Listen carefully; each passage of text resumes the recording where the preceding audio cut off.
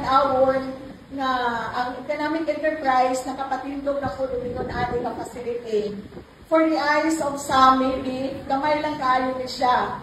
Pero, sa ato ang mga motorista, katong sa ato ang mga sumasakayay bus nga moadto sa layo nga lugar, aduna na din sila mga binlan sa ilahang mga motorcycles. So, ang ilahang panguna-huna, safe kini, safe sa init, sa ulan, o sa mga tao, adunay mga dautan nga mga panguna-huna.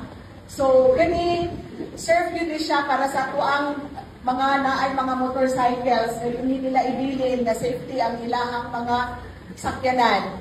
So, moto kong giingon, nagamay na siguro ni siya tan-awon sa uban, patako kayo din tabang din sa ato ang terminal.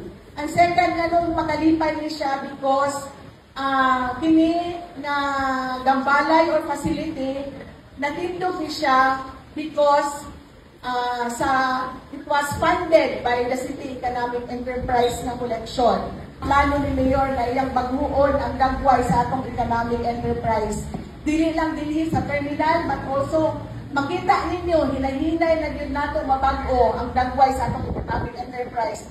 Sugod dito sa Pilio Market, sa Central Market, sa ato ang fish port, sa ato ang slaughterhouse, o dili sa terminal, daghan kitang mga projects nga mao aputay. And dili lang na siya iyon na gamay na project, na ay mga project na nag-cost of million. And kana mao na mga plano ni Mayor. Kung mahuman ang termino ni Mayor, makita din ninyo nga mausab ang ato ang kadagway sa ato ang economic enterprise.